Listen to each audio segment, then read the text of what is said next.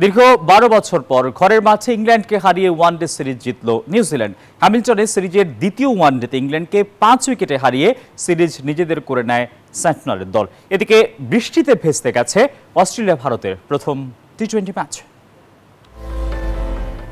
সিরিজের প্রথম ম্যাচে হারের পর দ্বিতীয় ওয়ানডেতে টস হেরে ব্যাট করতে নামে ইংল্যান্ড। শুরু থেকেই উইকেট হারাতে থাকে হ্যারি ব্রুকের দল। নিউজিল্যান্ডের বোলারদের তোপের সামনে টিকতেই পারেনি রুট বাটলাররা। অধিনায়ক হ্যারি ব্রুকের ৩৪ ও জেমি ওভারটনের ৪২ রানে ৩৬ ওভার ১৭৫ রানে গুটিয়ে যায় ইংল্যান্ড। যুক্তরাষ্ট্রের ১ নম্বর জিম চেইন গোল্ড জিম এখন আবারও বাংলাদেশে।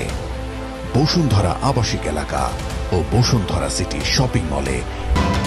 জবাবে রচিন রবীন্দ্রর ৫৪, ড্যারিল মিচেলের অপরাজিত ৫৬ ও মিচেল সেন্টনারের ১৭ বলে ৩৪ রানের ইনিংসে ৫ উইকেট হারিয়ে জয় তুলে নেয় কিউইরা। ফলে এক ম্যাচ হাতে রেখে সিরিজ জিতে নেয় নিউজিল্যান্ড। এ নিয়ে দু দলের ২১ ওয়ানডে সিরিজে ৬ জয়, ৯টিতে হার ও ৫টিতে ড্র নিয়ে পিছিয়ে নিউজিল্যান্ড।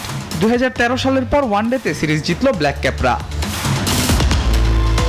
এদিকে ওভালে ৫ ম্যাচের টি-২০ সিরিজের প্রথম ম্যাচে টস হেরে ব্যাট করতে নামে ভারত। বৃষ্টিতে খেলা বন্ধ হওয়ার আগে ৯.৪ ওভারে ১ উইকেটের বিনিময়ে ৯১ রান করে সূর্যা কুমার যাদবের দল। শুভমান গিল ৩৭ ও সূর্যা কুমার ৩৯ রানে অপরাজিত থাকেন। শেষ পর্যন্ত খেলা মাঠে না গড়ানোয় পরিত্যক্ত ঘোষণা করা হয়। আল মাহমুদ ফাহিম, নিউজ 24।